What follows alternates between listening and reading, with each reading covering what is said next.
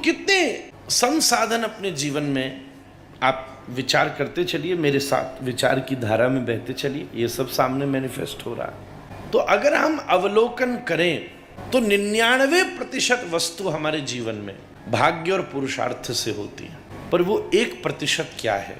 जब कभी कभी सवेरे ठाकुर जी के सामने दिया जलाते समय आपका मन लग जाता है, जब कभी माला सुमिरन करते करते आप ध्यान में उतर जाते हैं, जब कभी कभी वृंदावन, अयोध्या, चित्रकूट, काशी जैसे अद्वितीय तीर्थों में जाने की आपकी इच्छा हो जाती है, जब कभी आप जैसे तैसे चलते हुए वृंदावन पहुंच जाते हैं, जब कभी आपके मन में अर्थ और सुविधा या दुविधा दोनों होते हुए श्रीमद् भागवत कथा सुनने का संकल्प पैदा होता है और फिर आप ध्यान से बैठ कर के सुन पाते हैं, जब कभी आप किसी भी पूर्व बात को भूलकर क्षमा कर पाते हैं, जब आपके भीतर से स्वाभाविक उदारता, करुणा और प्रेम और सत्य उत्पन्न होने लगता है, जब कभी कभी खुद ही मन कर जाता है कि आओ आज थोड़ी देर बैठ के अपनी सुमरनी में माला फेर लूं, हनुमान चालीसा का पाठ कर लूं, श्रीमद् भागवत पढ़ लूं,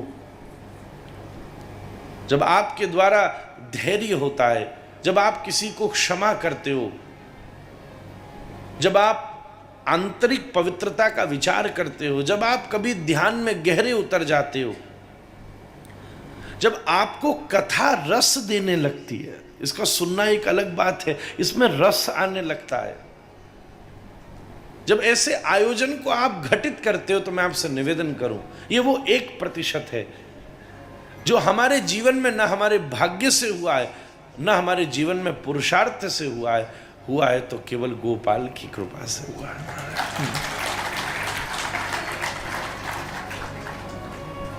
इसमें कोई संदेह नहीं है। भगवत कृपा लेशाद्वाह देवर्षि नारद ने बड़ी स्पष्टता से वर्णन किया भक्ति सूत्र में। ये न पुरुषार्थ से है और न ये भाग्य से है, ये हरि कृपा हुई है।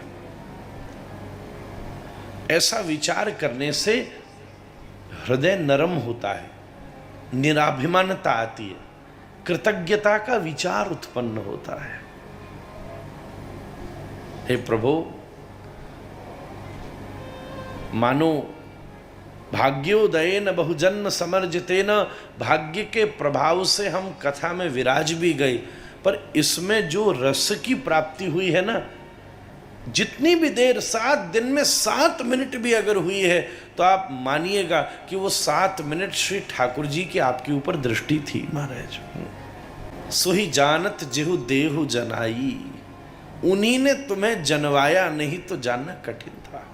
बिनु हरि कृपा मिलहि नहीं संता, यह शब्द प्रयोग कर दिया बिनु, गुरोर भजन विक्रमा।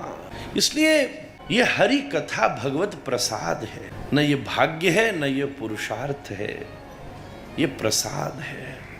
आज परीक्षित के जीवन में ऐसी घटना घटी कि उससे एक अपराध हो गया, ऋषि ने उसको श्राप दे दिया। श्राप के प्रभाव से 7 दिन के बाद मृत्यु सामने खड़ी हो गई। जीवन मरण विधि हाथ, गोस्वामी जी ने लिखा है, तो मरण भी तो भाग्य के हाथ है, कौन कब मर जाए किसी का मालूम है।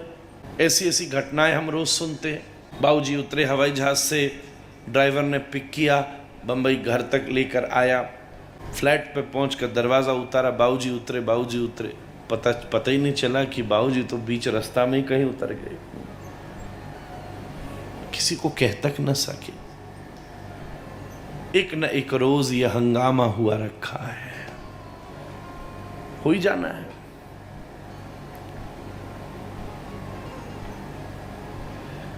कर्म और प्रारब्ध ने परीक्षित के जीवन में यह परिस्थिति लाकर खड़ी कर दी कि अब वो मरने वाला है।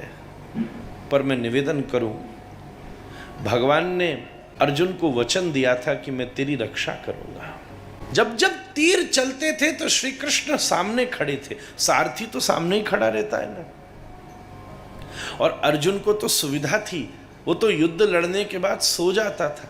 महाभारत पढ़कर देखिए, पर श्री कृष्ण तो युद्ध के बाद भी घुड़साल में रहते थे। जो जो घोड़ों को चोट लगी हो उनको मलहम लगाते थे, उन्हें खिलाते थे। दिन भर दौड़ने वाले घोड़ों को मिलकर उनकी मालिश करते थे। रथ को फिर से मार्जित करते थे जहां से टूट गया। ये सब सारथी का धर्म है। टूट गया उसे जोड़ते थे। कहीं पहिया ढीला पड़ गया और रस्सी के कुछ गांठें खुल गई हों, ये कोई साधारण बात थोड़ी ना है कि बस रथ चलाया। और ये कोई गाड़ी नहीं है कि चाबी का बटन दबा कोई भी चला लो। घोड़ों के साथ जब तक संबंध नहीं होगा कोई घुड़सवारी कर सकता है? संबंध वाला साथ में हो तो घोड़ा आपको भी बिठा लेगा। अब भी शादी ब्याह में कोई घोड़ी पर बैठे और घोड़ी वाला संग में ना हो, फिर देखो पता नहीं दूल्हा किसकी बारात में पहुंच जाए। फिर आपकी थोड़ी ना चलेगी। फिर तो घोड़ी को जिस बारात में ले जाना होगा ले जाएगी, जहां मर्जी हो। खुद ही बताना पड़ेगा इधर। अरे हमारे साथ ही हो गया। हमारी खुद की ब्याह में बारात थी अरुण भैया, ऐसी बारिश हुई सब भाग गए। हम अकेले बैठे। हमने ये तो कह दिया वो रथ जैसा कर दिया था। धोती में जरा बैठने में बैठता तो धोती खोपड़ी पर आ जाती। सब भाग गए। बजाने वाले भाग गए, सबरे चलने वाले। ऐसी बारिश, सब बेचारी माताओं का मेकअप बह जाता। कौन रहता? सब भाग गए। अपन अकेले, आसपास भी कोई नहीं। हम ही उसको बोले भैया यहाँ ले चलो। बोले नहीं यहाँ नहीं, वहां लेके जाऊंगा। मैं बोला मेरी वाली तो यहाँ बैठी है। तो मुझे बोले पहले नेक दो फिर लेके जाऊंगा। ऐसा घेरा उस दिन उसने मुझे, मैं जीवन में नहीं बोल सकता। फिर कह रही ये लोग आए बाद में, फिर गाड़ी में बैठे, फिर दोबारा बैठे। खुद ही भीग गया मैं। संबंध नहीं हो तो आप घुड़सवारी थोड़ी ना कर रहे। कोई गाड़ी थोड़ी ना, कोई भी चाबी लगाओ चल दो। श्री कृष्ण उन घोड़ों की रोज सेवा करते। तभी तो वो अश्व आगे खड़े होकर श्री कृष्ण का नियंत्रण और अनुशासन मांगते थे। महाराज